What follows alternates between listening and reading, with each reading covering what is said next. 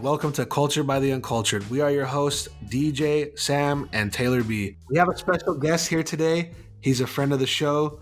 His name is Daniel. Hopefully he's going to give you guys some good thoughts and opinions and feedback. Daniel, you want to give the viewers a little bit about yourself real quick? Hey, what's going on, everybody? As you all know, my name's Daniel. I've been friends with Brandon for quite a while now, friends with DJ for quite a while. I met Sam a few months ago, maybe a year ago, I'd say, when he came down to visit us. And then, Brandon used to hate me. This guy was my bully, that's why. No, he just didn't understand the way I was trying to bond, okay? All of my friends, when we bond, we roast each other, okay? So it wasn't no physical bully. Obviously, he's like twice my size over here. But all my friends, all my closest friends, we started off with roasting, and that's how I actually made my friends and all that. But outside of that, he actually got me into a lot of anime. I started watching anime because I was friends with him. I got into Initial D, stuff like that, and Hajime no Ippo, and some Dragon Ball Super, Dragon Ball Z, and all that. So it actually gave me somebody to actually talk to about some of this stuff, where some of my other friends were like, get out of here. We ain't trying to hear none of that. So.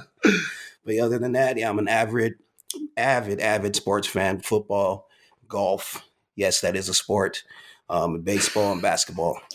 Bowling's a sport too. Don't forget that shit. Yeah, definitely. So, shit, gaming is a sport now. The Army has its own esports team. That's how serious that shit. For real? For real. Oh shit, that's crazy. I didn't know that. Damn. Yeah, they're consistently having tournaments here too. Yeah.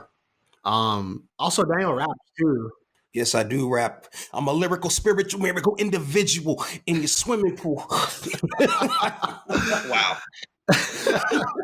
Bars. Straight All fire. right. That's what that was. All right. Today on the docket, we got a couple topics for you guys.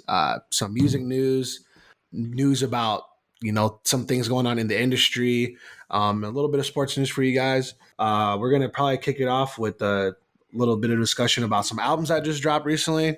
First and foremost, Chris Brown's Indigo dropped last week. It was a little bit hard to get through the whole thing, so I got through like a little more than half of it probably. Chris Brown definitely is a hell of a talent. I mean, the guy dances, sings his ass off, and a lot of people love him. I was fortunate enough to see him at Something in the Water this year. It was a great performance. They were telling him to cut his time short, and then, Pharrell came out there and was like, nah, finish that set. And he was like, you heard the boss, man. I'm finishing my set, and, people got super hyped, Of course, the guys had hella hits over the years. But the album Indigo was pretty good. I like that for the most part that all the songs don't necessarily sound exactly the same. He's got some where he's just kind of like getting into his like shit talking bag, some where he's getting into his bag about like, I'm talking about trying to like hook up with this chick, some where he's like, seemingly missing a girl, love songs and things like that. I think my favorite song probably by that album is probably Red. Honestly, I thought that was really good. What about you guys? Wait, what's the song he pissed off all the black girls with? I'm not sure. Did you see that shit? Did it sound about he only wants the black girls with the good hair? Oh yeah, I forget what song it is, but I remember that lyric. Yeah. Yo, that is wild.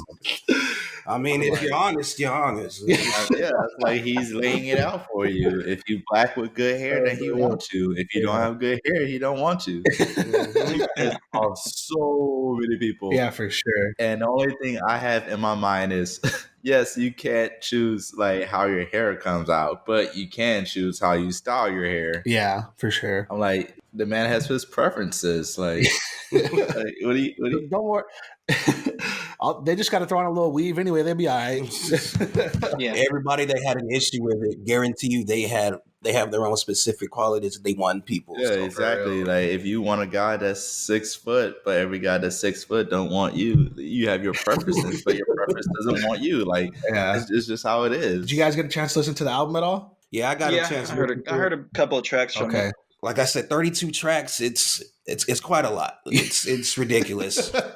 He gave us 3 discs when everybody else is barely giving us 7 tracks on the song, Kanye. But my favorite one on there was Trust Issues, just because it reminded me of the whole Drake thing from back in the day, how they hated each other for a little bit there because of one woman and all that. And then Drake's Trust Issues. And I was like, oh, maybe this is a play on words and that they squashed the beef and all that. And that one, in Temporary Lover, because I'm a sucker for samples. As soon as I heard that sample, I was like, oh, this is going to be fire. Is that the grinding sample? No, it's an old school one. It's the Grinding Sample was a different one. It's an old school like gospel album almost. All right. But yeah, Temporary Lover and Trust Issues are my two favorite on there. Those are stay on repeat. Okay. All right. So you like it overall, I'm assuming then, right? Yeah, I like it. I like it overall, but when I listen to albums, I try to find the way I judge an album is if I can find more than 3 songs or more than 4 songs that I'm always going to have on repeat. Yeah. Oh, that's going to be easy with 32 tracks. Yeah, I was going to say that. That's going to be really, really easy when you have 32 tracks. You got 2 hours and 4 minutes of actual playtime. Damn. What about you, DJ? What do you have a favorite track, or what do you think of the album overall? Overall, I'm kind of the same way as you. I'm still trying to make my way through it. I'm still like 32 tracks is a lot, especially for me. I could put my music on and just let it play in the background and sort of hear what's going on and do what I need to do. But the same thing, it's a lot. I do have to agree with Temporary Lover. That song is really fucking good. I haven't gotten to the bottom, I'd say like 10 or 11 songs yet, so there could be in this whole album as a whole, there could definitely be a lot more that I can hear. But it's Chris Brown. I mean, there's almost like no way. Like you said earlier, he's a talent. The guy can dance, can sing, he has a personality and all that. So it's kind of hard for me to like look at this whole album and not see that about half of these are going to be on the radio at some point. Yeah. So I mean, it's a good album. It's what I expected. I mean, I wasn't expecting 32 tracks, but it's what I was expecting from him as an artist, you know? Yeah. Revenge of the Dreamers. I know that like just came out. I can't believe I almost forgot about the name of that. Damn, that's sad. Anyway. Trash. J.Cole's Camp, Dreamville. It's a plethora of artists. Just to name, I don't know if I know all of them off the top of my head, but I know it's of course J. Cole, JID, Boz, Kaz, Earth Gang, Lou, Omen, Ari Lennox. I don't know if there's anybody I'm missing. There probably is. I'm not sure. It's a big camp, and they've been really active lately, which is awesome. I know a bunch of them are going on tour. With this album, though, I thought most of the tracks were fire as fuck. First of all, the history behind it all, I don't know if you guys are aware of this or not. I know, Daniel, you sent me a video of the documentary, and I'm sure you probably were following this more than I was. You want to give us like the history about what's going on here, or what was going on with this whole collaboration? Well, yeah. Well, it starts off with just because J. Cole usually works by himself. He's been really avid about that throughout his whole career, where he's like, he produces his own stuff, he mixes and records his own stuff. And this is probably, Forest Hills Drive, he went platinum. He was the only person to go platinum on an album where he did everything himself solo. Yeah. So finally, people were in the community were talking about like how great it would be for him to work with some of these people that are out here in the world, some of these other artists that don't really get the shine that he gets, and don't really have the lyrical acumen that he has, and just to get the different beats and the different styles and get those together in one room together. And then that's what he finally did with this project, and it definitely came out great. Some of the favorite ones I have on there that came out of there were, like I said, I'm a sample junkie, so Wells Fargo was definitely one of my favorites on there. That's the one that was super having fun. In 1993, Sleep Deprived, and Oh Wow. Those were some of the best ones on there. But I do have a gripe with this album, though. What's that? Because as you can see in the documentary, there was all kinds of rooms with all kinds of different people in there. Everyone was jumping from room to room. And sometimes you can see some of the lyrics, some of the verses that were put in certain songs at certain times. Like they don't match. Yeah. Especially that's my gripe with that song, Costa Rica. Oh, yeah.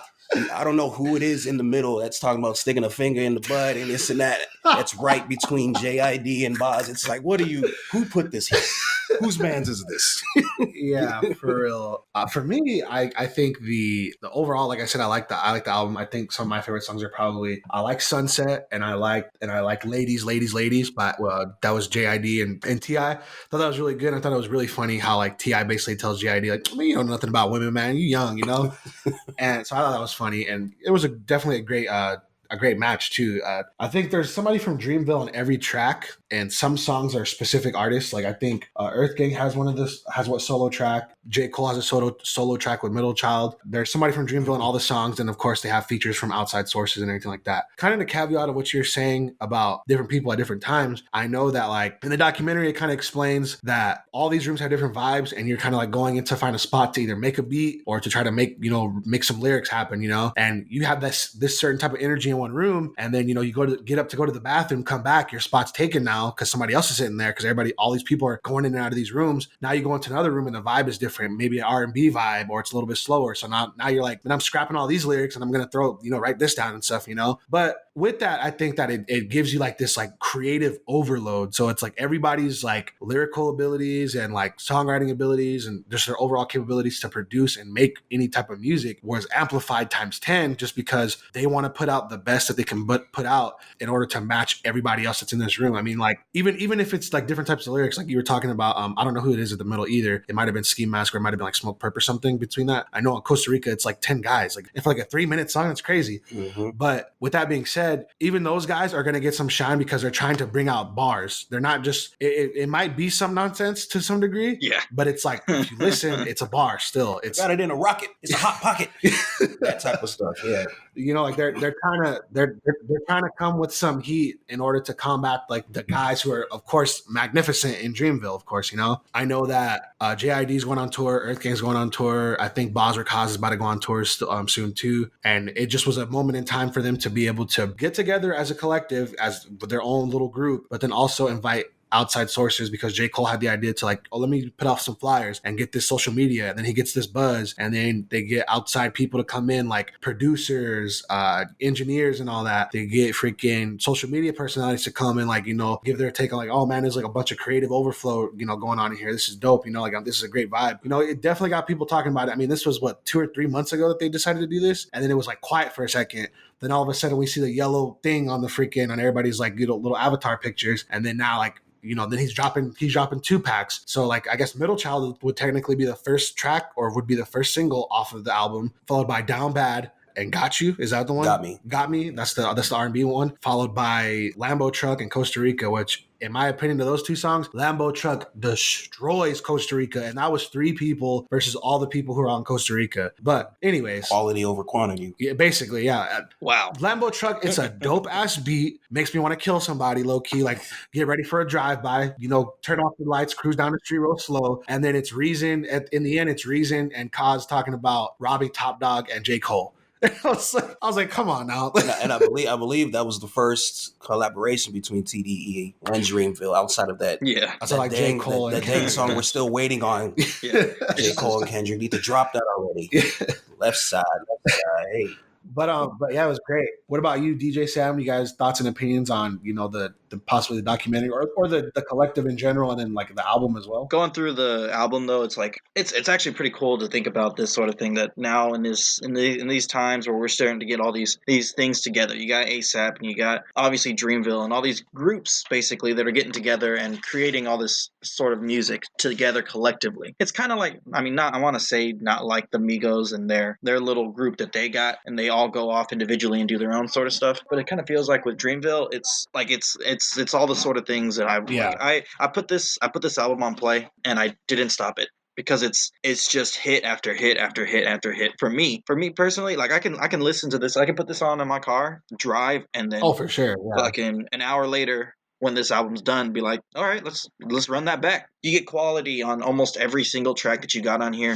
And like I was saying, some of my favorites, Self-Love, Self-Deprived, or Sleep Deprived. Obviously, Middle Child being in there, it's a huge hit right now in mainstream media. But like a lot of these songs on here are things that you can hear consistently. They all have their own sort of message, and everyone, like you said, everyone's trying to fight for their 5-minute slot. I mean, there's a bunch of people, a bunch of features that only have maybe about 2 to 5 minutes total on the album, and they bring it. Because that's all they got. And it's a good change of pace to hear this sort of collaboration. Definitely. Speaking of middle children, though, can any of us relate to being a middle child? I mean, I technically can, but like not really, though. I cannot. Nope. I'm the youngest. I'm the oldest. But, middle child is being stuck between 2 generations. He's stuck between this. Yeah, for sure. I was just thinking right now. If I related to anything, it would be, for me in the military. Yeah. When I came in 2012, people were still deploying really heavy. And then it turned to the new generation we have now that's, not soft. And I'm not going to say they're catered to, but they're completely different. It's about their feelings. They want to be treated more like employees. Versus soldiers. Soldiers. So for me, it's, growing up with the crusty old staff sergeants that didn't care who you were. If I say do it, damn it, you better fucking do it. Yeah. And You said you were saying something about you wanted to speak on Dreamville. oh yeah, I was gonna just say, I didn't listen to the new album yet because I just haven't had a chance. Yeah. But Dreamville, to me, I like how all the artists have the different sounds, but when they get together and they hit something big, like J.I.D. and J.Cole. Their vibe to me reminds me, everybody forget Wu-Tang Clan. Yeah, they were together, they were a group, they were the same label, but every Wu-Tang member had their own different style and a different niche. For sure. And they were able to sign solo contracts with different recording labels that allowed them to, act solo, but always come back together. Dreamville, you can hear it, even though they are under the same label and they work together very well, they're all different individuals and you can hear it in their music. Yeah. You have the conscious rapper J.Cole, but then you turn to J.I.D. and his shit just be vibing in the car with a completely different sound, Yeah, definitely Dreamville is a great collective of different individuals who, like you said, they're all pretty unique. They all kind of give their own little style, and then when they get together, for sure, they make some fire, straight up fire. I would definitely say they're the best rap group out. Oh, You have Double MG, you got good music, all goes out today. Can they hold water to Slaughterhouse from back in? I don't know, but definitely today in today's world. Probably take my thing is I thought TDE was gonna hold it for a while, but I don't know, they just slipped through the cracks. I think the problem with TDE is more that they're more focused on their solo careers. Yeah. Like there's not a ton of collaborations that we're like hearing in like the mainstream. Like I think for even for J-Rock's album, he had was it called Win? When The one with Kendrick, and it's like that was a big song kind of briefly, Even for the Black Panther soundtrack, it was J-Rock featuring Kendrick Lamar and Future and somebody else, I forget who, but it's like that was a big track real briefly too, but it's never been anything to the extent of like bringing back Black Hippie or something. We're not getting I get they're all busy and they're all doing things at their different times, but it's like we're not getting that cohesiveness of we're a unit, we're a team, we're doing all this together, even though they're all under one umbrella. I mean, hell, Isaiah Rashad hasn't put out a song since like 2016, and like if you go to his social media page right now, it's just like every comment is always a joke about like, bro, you know what, like January, February, March, April, May, June, and July all have in common? Still haven't got nothing from you yet, bro. It's 2019. Where you at? And he's responding back like, bro, this joke doesn't get old. Like, people are him and Jay Electronica right next to each other. We ain't dropping nothing, bro. People out there just straight fiending for these artists, but the people. When is Electronica gonna drop something? Oh, isn't he married to like a billionaire or something now? Yeah, she's out there. He's not finna drop shit. Yeah, but moving on from there, a little bit more about music that came out. Do you guys hear the Lil Nas X EP, the 7? That's what it's called, right? Okay, I'm just gonna say it like this. Rarely do I download a whole album. Okay. I just don't do it. I downloaded all of 7 just because it was so experimental. That album shows he has so much potential as an artist to grow, to go multiple lanes. For sure. And he's not afraid to like try new sounds and, build off of what he already likes. Yeah. That it's just like, I enjoyed it thoroughly. I thought, I forget what the track it's him featuring Cardi B. Rodeo. I thought it was really intriguing that it had like to me, it had a country vibe to it. Like his part of the song, of course, Cardi B comes on there and just basically rapping. But I thought like his section of that song was like a country vibe. And I thought it was a good mix because he introduces Cardi B. Obviously the song comes on and, she comes into the song and it's the same beat and everything. It's not like a beat change or a transition or something, but she just comes on and instead of just like trying to copy what he's doing, she brings her own little flavor to the song. I'm just gonna say, I listened to that, and the first time I listened to it, I was like, I feel so bad for Offset. Like she just the whole song, all she's talking about is nigga, the only way you gonna leave me is in a casket. I'm just like, because she ain't leaving him. That's for damn sure. she told you she'd rather see him in a hearse. For real. I'm like, yo, but that album, I was on to somebody on shift, and I was like, it shows how different music tastes can influence somebody. Definitely. You have rappers that listen to nothing but hip hop, and you can tell they listen to nothing but hip hop. Yeah. But with artists like XXXTentacion and Lil Nas X. And some of the newer rappers, you can tell they came up alternative rock, country, stuff like that. It's okay to listen to that, which that's what I do. I listen to everything. So in their music, you can hear it. Now Panini, when he just goes for it and just straight up hip hop, like that's a fucking good song. You can bang Panini anywhere, but then he also hits you with Family, and he takes it to the early thousands alternative rock style. Yeah, and he has that, and it's like. He can make it all work. So why not make it work? Yeah, it was definitely interesting because like with everything that's kind of going on with him, I feel like it made me think of because obviously we all know that he came out as gay, but with the EP is called Seven, correct? Yeah. Okay. With that being said, it reminds me of like of a rainbow effect of like, since he's involved in all these other musical avenues like country, rock and roll, and hip hop, of course. It's weird because I was thinking about it similar to DJ Khaled, right? Like DJ Khaled is like a sampler platter, you know, you're gonna get this and that, you know, he's gonna fucking put his foot in everywhere to find a niche or whatever, to find something that he can run with, right? For this album, I kind of was like feeling the same thing. I was like, okay, so this is a rock song, this is a hip hop song, this is a country song, but he brings his own flavors to all that stuff, you know, like Old Town Road, he brought his own flavor to that, obviously. The song featuring Cardi B, he obviously brought his own flavor to that. Family, like you said, you know, like the rock sound. He's making like a spectrum to be able to, at the start of his career, the very start of his career, he's making it so that people cannot put him in a box. Yeah, which is honestly, that's how all K-pop artists are. You can't put them in one particular box because they might come back and do something else. Yeah. Like, who was it? DJ brought up BTS. Yeah. Huge one. And you just can't put them in a box and be like, oh, they're an R&B boy band. No, because they have so much shit under the repertoire that it's like, well, they just put out a new hip hop song. Yeah. Okay, cool.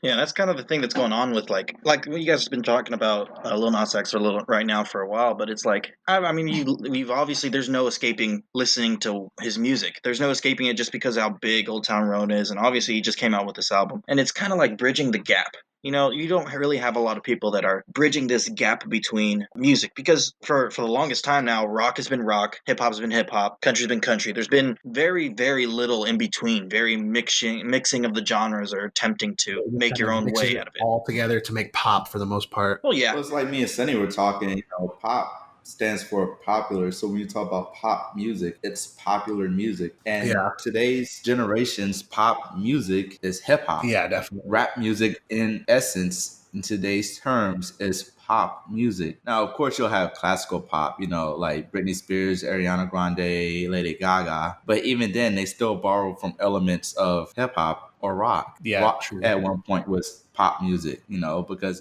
it was the big one, but there's no escaping it, especially with today's generation, people who listen to everything. You're going to be forced to hear everything. Who was it? Baby Rexha and Florida Georgia Line somehow got charted as a country song with Baby Rexha, and that I listened to it, it's like, that's not, other than Florida Georgia Line's accent, that is not a country song, but you know, that's just how it is. I can pretty much have an opinion from the opposite side of the spectrum, pretty much, to where, you know, I'm so much cornholed into my certain artists and my certain, you know, my lyrical miracle guys, that I didn't really give him a chance, you know, the first time his name even got brought up. You know, when the first time I heard Old Town Road, I was like, oh, this is just a gimmick and this and that. But, you know, actually going through the album, and it wasn't too much of outliers for me, just because, you know, I'm a brand new listener. But the fact that I wanted to listen more is pretty much, it hits it on the head of the nail, pretty much, of why it's important to have these type of genres in the music, these type of people that cross boundary lines, and can grab more people into this genre of music, into this genre of just being different. Yeah, definitely. That's definitely a good point. The only problem I had with Panini was the songs were too fucking short. I don't think there's a song on that album that's over 3 minutes. Yeah, honestly, and it's like, yo, keep it going. Like, I want to hear more. That's the way though now. Everybody wants to make these little. Yeah, that is. And you know why it's like that? Instant gratification. Yeah, because after 2 minutes, you're like, okay, I'm done with this. Because we got ADHD and we need to fucking move on. Yeah, pretty much. we can't focus on one thing at a time. The third verse is dead. Honestly, like, that's in everywhere. I remember Mike Epps was talking about he can't even tell jokes now, because every time he says a joke, everybody asks, ha ha, okay, what's next? Moving on from there. Well, there's two things I wanted to branch off into real quick. DJ had brought up a really valid point about foreign music becoming popular, and I also wanted to kind of stick to this Lil Nas X thing. But really quick, DJ, give us a little bit about your thoughts about, I guess, foreign music or music from other cultures and other countries becoming more prevalent in the United States. Well, yeah. So like we've been talking about, it kind of branches almost perfectly with Lil Nas X, because of the fact of these branching of cultures within the music community itself. So the difference between the rock and hip hop and country all branching into one. But also you got it's very prevalent nowadays, especially with pop music. It comes out to the fact that right now, it is very common to find a very Latin beat or a Latin line or something to come towards what it is today. I know we talked a little bit about BTS and how you can't put them in their own sort of genre, and we're seeing it now where you have. I mean, I was listening to a song yesterday with my wife on the radio, and it had Drake singing in Spanish, and my wife didn't even know it was Drake, and I was like, oh yeah, that's Drake. That's Drake on a track Yeah. in Spanish. Like we already know Cardi B, obviously. Cardi B does have her songs with J Balvin and Bad Bunny, and I mean, there's all these music now that's coming out, and it's giving you an idea of how us as a society is kind of branching out towards these other cultures and sort of accepting them in. I think it's overall better for us. I think the more time goes on, so you have artists like Cardi B, who's Hispanic, and she had that song "Taki Taki." It was DJ Snake, her, and Selena Gomez, and I forgot the other guy that's on it. But people heard it and was like, "Oh, Cardi B can speak Spanish. Selena Gomez knows Spanish." It's like, hello, do you not know what the artists are that you're listening to? Yeah. I think people sort of get typecasted, you know? Yeah, for sure. Yeah, it's like if you have a Hispanic artist or someone who's part Hispanic and they know Spanish, it's more acceptable to make a song in Spanish because the general population is more accepting of that type of music. Have you guys heard that song Uno? Uno? It's Is it that the one that Gilbert sent? yeah, the uno, dos, tres, ciatato or something like that. Yeah, I don't know. I almost wrecked my kitchen listening to that shit. He Drake and P Diddy kind of co-signed saying that that's going to be the song of the summer, and it's if you go to his music in like Spotify or something, the guy that sings that song has like maybe like a couple thousand, probably stemming from the success of this song Uno, and Uno has like millions of listeners, like it has millions of plays, millions of streams. So what you're telling me is I could take my basic Spanish speaking ass I make a hit song with a Latin beat. Hell yeah, we in there.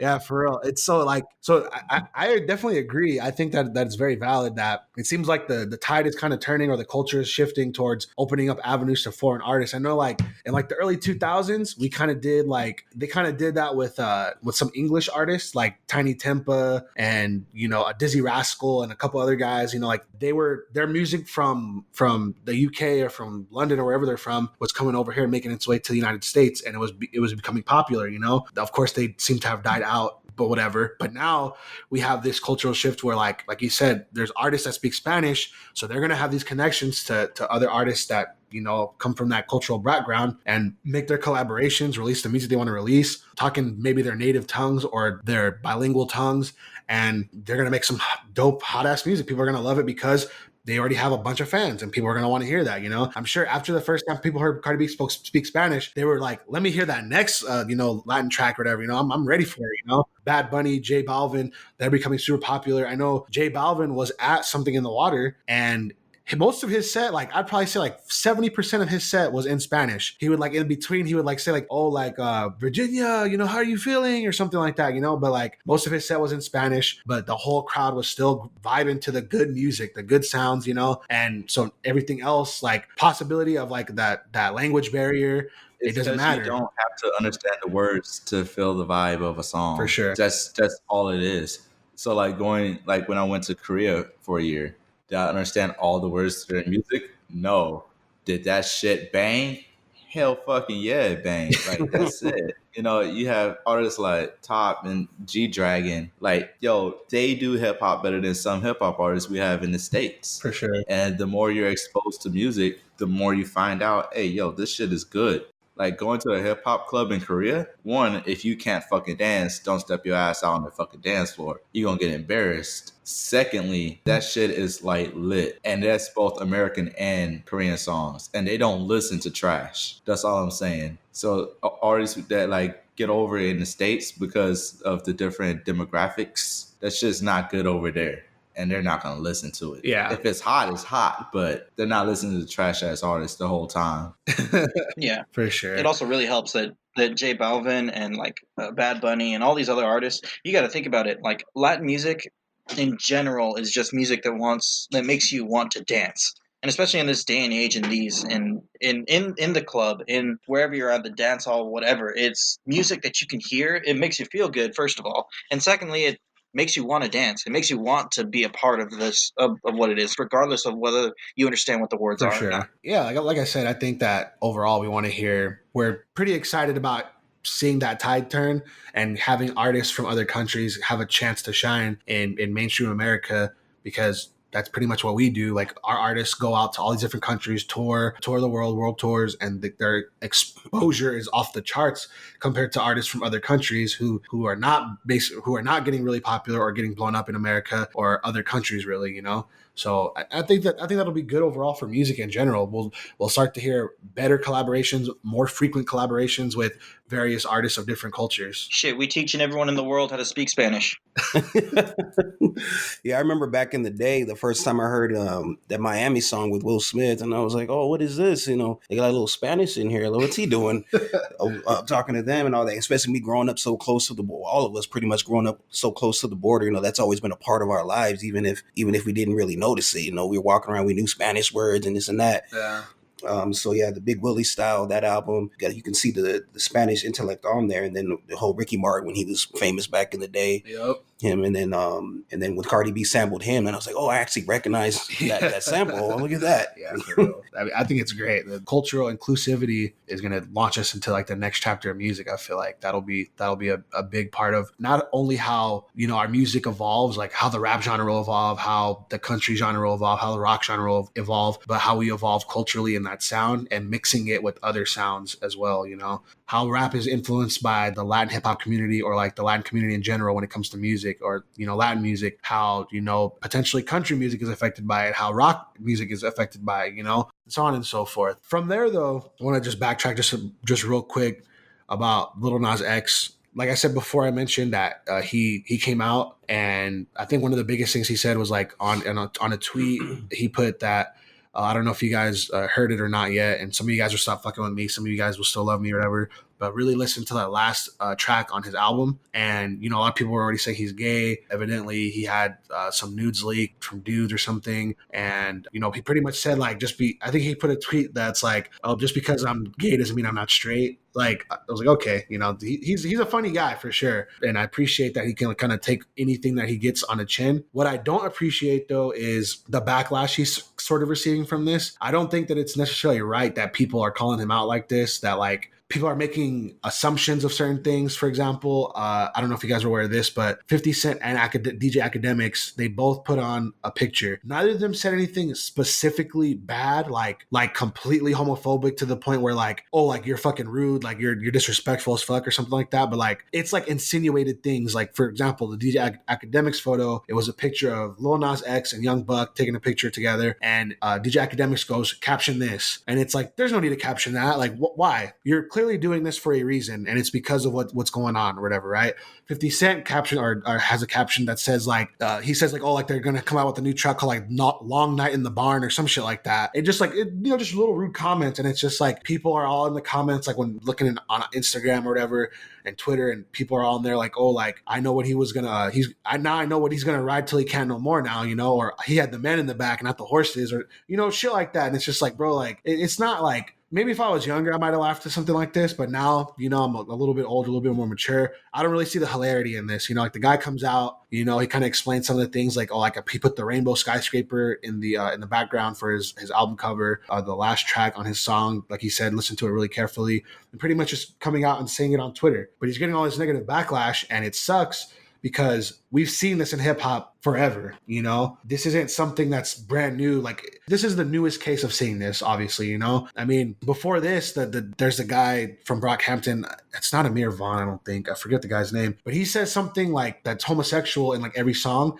but people still fuck with Brockhampton. They love Brockhampton still, you know? And it sucks that like certain artists can just kind of go in there and just be all out with it, you know? Like, I'm gay, whatever, you know, I'm making this music, y'all gonna love me, whatever, fine. But then other artists who are kind of like closeted gay have a hard time coming out out, and because they know they're going to face some backlash for whatever reasons, you know what I mean? Like the guy had a hit song, and people who are potentially homophobic heard this song, and now they're going to be like, oh man, I can't believe I listened to that song. I don't want to listen. Like to them, that the song's lyrics and all that stuff changed completely because now they're going to just think of gay things, and they don't want to support a gay artist. The thing about it is hip hop is very male macho dominated type thing. Yeah. Like, especially when you look at all the rappers from like the 90s and the early thousands, it's like it's very machismo. Like they don't fuck with gay shit, even though half of them have said some very homosexual shit. But that's all the music's about: fucking bitches, you know, shooting somebody up, or some shit like that. That's all the music from the 90s and thousands. For the most part, mainstream hits have been. Very few hip hop songs have been about like getting like mental illness, getting in touch with your inner feelings, whatnot. Until like the return of this decade, yeah. Very few have been like that. I mean, of course, you had LL Cool J that'll speak to the ladies, you know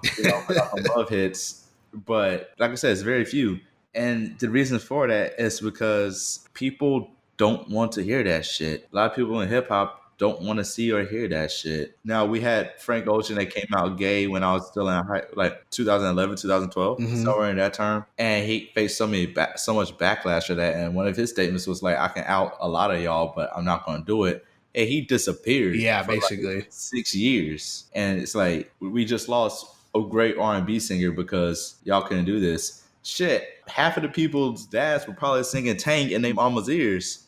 Tank came out gay. I'm talking shit about gay people, but you don't fuck with Luther? Yeah.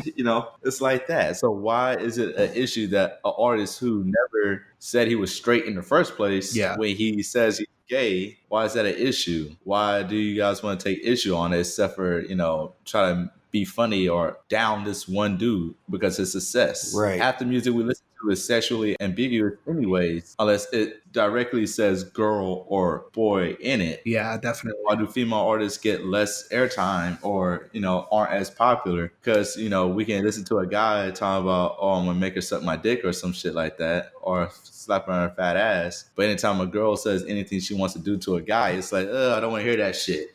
It's the same thing. Yeah, I think it's, as long as, like, and the thing with it, it's like listening to, sorry for interrupting you, but like listening to like Lil Nas X's sort of catalog and listening to all these, like a lot of these catalog, in most cases, it doesn't really affect the subject matter, I mean, you can have your right to whatever the hell you want to believe or whatever you want to do or however you do you. But if it doesn't affect the subject matter, it shouldn't matter. Like, why do people in the community sort of feel as though, oh, this is such a bad thing, when it doesn't really affect how it can affect how he acts, but it doesn't affect how his music is coming out. Yeah.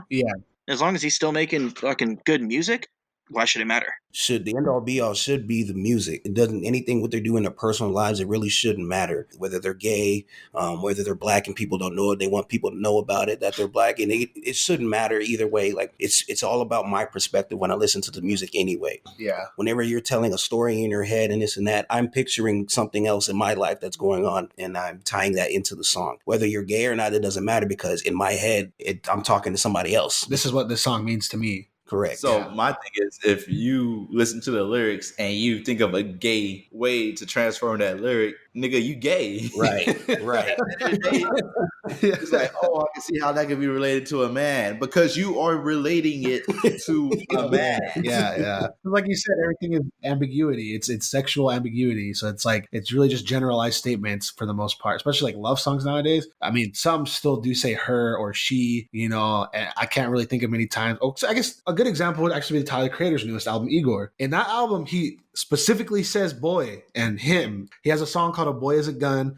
He's like, pretty much details him falling in love with somebody, them needing to like let go of their girlfriend, and then him like kind of falling out of love with them, but then wanting to still be friends at the end of it all, because he's like, whatever, fine, like we didn't work out, but like, I'm more mature now. I just want to be cool if we can still be cool at the end of the day, and Jaden out here breaking hearts. Yeah.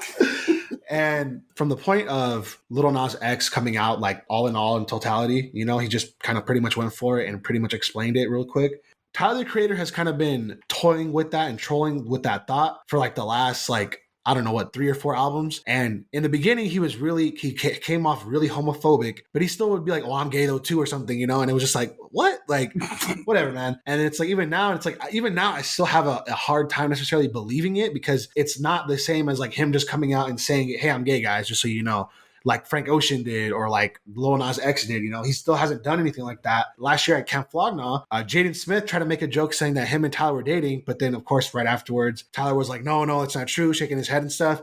And then Jaden Smith brings out his real girlfriend to the stage. She was really embarrassed and really didn't want to come out on stage, but he was trying to show her off real quick. And he's like, this is my girlfriend, my real girlfriend, and my only girlfriend. And you know, Tyler just continued, stayed in the crowd and listened or whatever, right? But Tyler's never like completely just been like, yeah, I'm gay, guys. Like, enough is enough, you know? It's just kind of like people ask and then he just makes a joke about it or something. And it's just like, well, the one thing that I almost feel like he's trying to teach us is that it doesn't matter. You know, it's like, if you like these songs that I make and you're okay with the premise of love, or the premise of wanting someone or a significant other, whatever it may be, heartbreak, you know, betrayal, whatever the fuck the case may be, then whether I'm gay or not should not matter to you. My sexuality doesn't matter to you. I'm not your friend. I am an artist that is giving you this source of this material for music.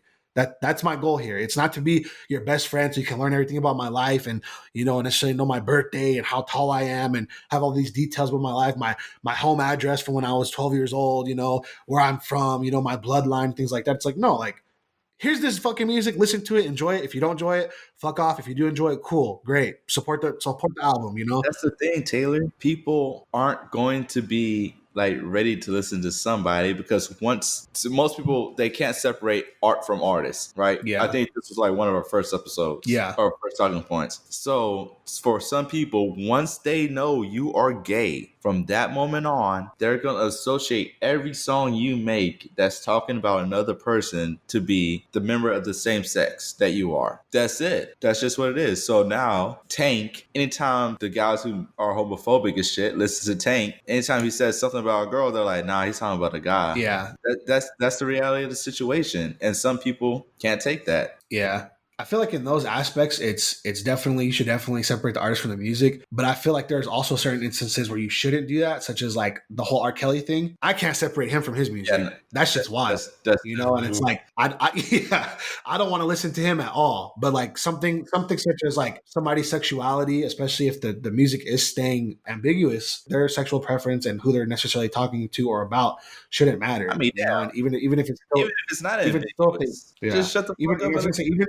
Even if it's not, it's still, if it's a good song, it's a good song. You know, that's not going to change my thought about like, oh man, I can't fuck with this because he's talking about a boy. It's like, no, if it's good. Like Frank Ocean made the song Forrest Gump. I used to sing that song before I even knew that he was gay, and I should have been able to tell by the song. But the song is still good. I still listen to that song. Come down the stairs. That should have been your main hand right there. But no, you know, and you have a lot of older artists and shit that don't get a lot of heat or don't get a lot of like airplay, and they wonder why. It's because in today's generation, as it goes forward, people are more accepting of each other. Yeah. So if an artist is gay, people would be more accepting of a gay artist. Fuck it, Young Thug wore a fucking wedding dress.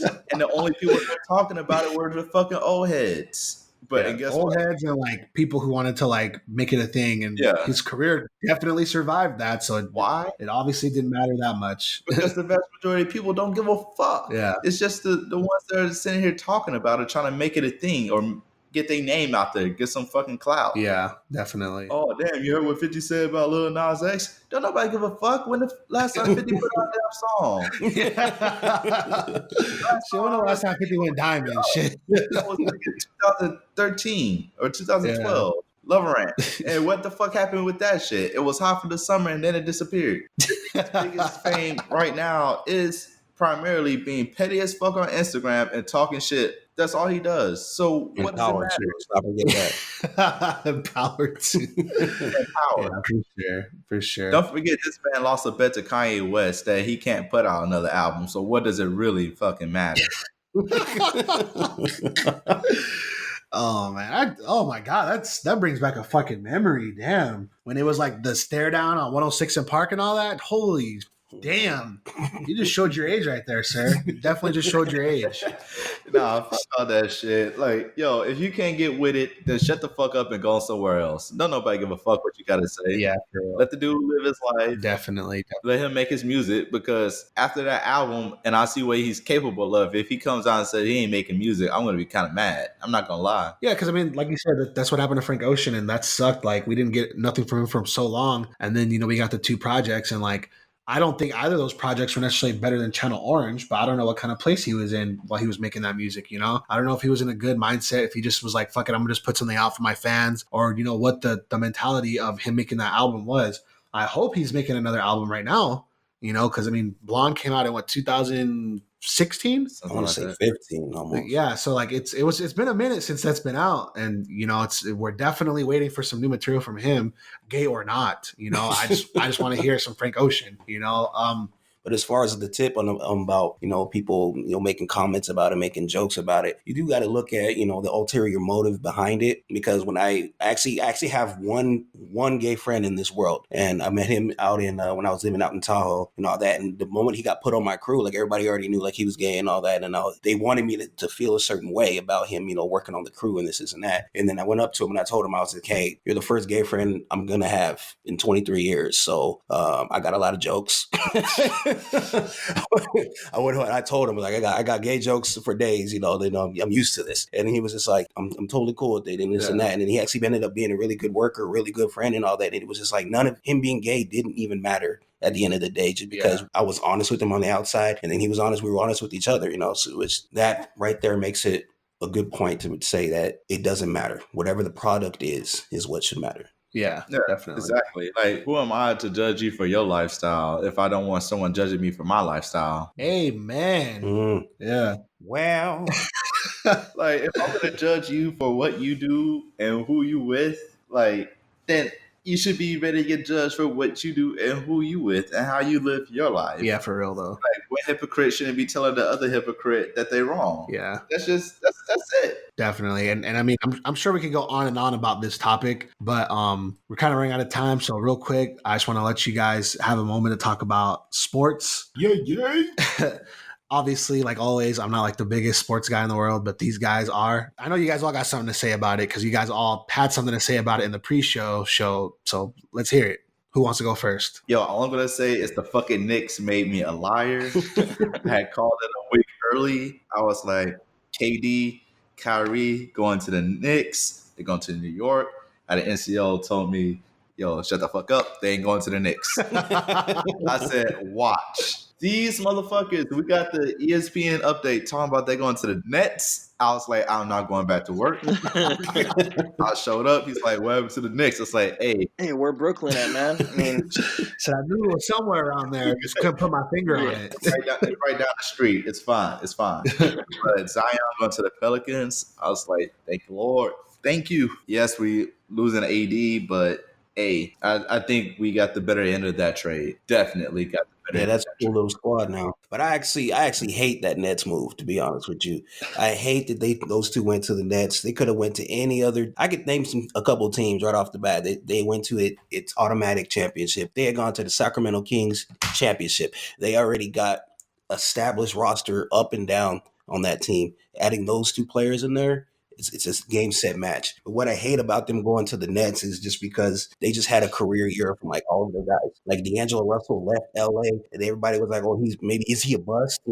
He's definitely a terrible teammate. Terrible person. Comes out and he has like his best career year out there. He's an all-star. Let me read this lineup to you real quick. This is with the 3-point contest. It was Devin Booker, the Curry brothers, Damian Lillard, Danny Green, and Joe Harris from the Nets beat all of them. They have a nice little squad there, and they were coming up. They were all drafted too, and it was a pretty much the East Coast Warriors right there. And now that whole thing is blown up, it sucks because now D'Angelo Russell, he gets to go to Golden State now, but the Golden State breaking up. Yeah. So really, you're going to be a backup it's like chemistry. The chemistry of both those teams is going to be fucked up, even though like there's some great players on there. But now you're starting from ground zero with some players. Yeah, Well, yeah, definitely. and to go along with that D'Angelo trade, I mean, to get D'Angelo to Golden State, they had to get rid of Andre Iguodala, and this is someone who you're talking about is like one of your core defenders. I know he's getting up there in age, but he's been like one of the heart and soul of that Golden State team. Because I mean, a lot of people like to say, "Oh yeah, fucking." Let's be real while they getting rid. Let's be real. What? While they getting rid of Iguodala, and that's because he came out on the Breakfast Club. Wow. Wow. I was wondering if somebody was going to say it. That's why he got rid of his ass. Like, oh, you want to write us out? Get your ass out. But yeah, I mean, Golden State obviously lost that. Oh yeah. Who do you guys think got the best besides, I guess, the Nets? Who do you guys think got the best acquisitions? The Pelicans. Utah Jazz, man. That's a team nobody's actually going to be talking about because, LeBron and AD teaming up. And where's Kawhi going to go? You look at the Utah Jazz and the people that they picked up. They picked up Mike Conley and Bogdanovich from the Pacers, 3-point shooter right there. And they re-signed Valanciunas. No, I'm sorry. Valanciunas went to the Grizzlies, my bad. But that's the other sleeper team that I have there is the Memphis Grizzlies, the Utah Jazz, and the Phoenix Suns. Those three teams right there, nobody's going to be talking about them. They're going to make leaps and bounds in the standings just because of people they got. I'm going to tell you why I say Pelicans. Minus Zion's big name entering as, number one, the Pelicans right now have a young squad that can learn to play around each other. There's no superstar on that squad. That squad could be trained to, play any which way, and there's nobody besides Ball, there's nobody with a super huge ego to either drag them down or just play selfishly. That West Coast offense. I mean, so, yeah, that's a possibility. Yeah, I can't wait for the Los Angeles Lakers versus the Los Angeles Lakers. Oh, yeah. Well, I mean, they got two. Yeah, like I say, well, I mean, like you got obviously that early trade before the draft and all this free agency stuff. And I think New Orleans would be a good team. But another team that I wanted to put out there, the 76ers, who was able to hold on to a lot of their core and then added Tobias Harris, Al Horford, and Josh Richardson. I mean, Josh Richardson isn't a huge name. He's definitely a role player. Tobias Harris is coming off some great years, and then Al Horford being a defensive mastermind, pairing him up with Embiid. 76ers are going to be dangerous next year. How do y'all feel about Jimmy Butler? I mean, you could have chose a better team than the Heat, is what I'm feeling. Like I get it, it's the East Conference, but that's even more so. You being one person could just go up to any other squad and be like, I'm the missing piece that you need. Let's go get this. True. Yeah. True. The Heat are some years away still. That pretty much sums up the NBA free agency anyway. So let's just be real. Well, right before we cut out, who do you guys take for the finals? Who do you guys think is going to win it all? Who's going to make it to the finals or who's going to win it? Who's going to make it? I hate to give Colin Howard fucking credit, but he was right in this point. The NBA is and always has been and always will be a dynasty-led league. So you think the Warriors are going back? They're going to go back. Are they going to win it? Probably not. But will they go back? Definitely. Who do you think they're going to play? That's going to be the big one. I'm going to say the 76ers. I can agree with that too. I would say out of the Eastern Conference, I don't see anybody, especially with KD going to be out the whole year. I don't see anybody else getting out the East besides the 76ers because of what DJ just talked about, who the people they got. And they got to keep their core players. They're going to re-sign Ben Simmons, I think, if he hasn't already been re-signed. But out of the West, I'm going to stick with the Jazz. Either the Jazz or the Denver Nuggets are going to make it out the West this year. I think the Warriors are going to be done for at least this next year because Clay is hurt too. Pretty much all you got is Steph. To shoot the ball right now. Like he said with Golden State, I kind of agree with that. I don't think that they'll make it. I could see the Jazz just because Donovan Mitchell is going to continue to build off of his young career, and obviously he's going to be one of the greats that we have in the future. And obviously with all these signings, I do want to say that my only knock against 76ers is their biggest loss has to be JJ. Losing Redick, losing their identity as a shooter from three is huge for them. Point shooter in the league. Maybe in Boston Celtics fan, I'm kind of in a biased situation. I think Kemba Walker and Enes Kanter to Celtics actually pushes them to that finals. I mean, Kyrie is a great player. I didn't think he was a good teammate and he wasn't a good fit for Boston. So I'd say, I honestly, I have Milwaukee going just because Giannis is a monster. I want to say that really close behind them is Boston and 76ers. Just because, and the Eastern Conference is getting stronger as the years go by. And it's been a while, and I really think that the Eastern Conference is going to, shortly, Eastern Conference will take over as the better conference out of the two. Definitely.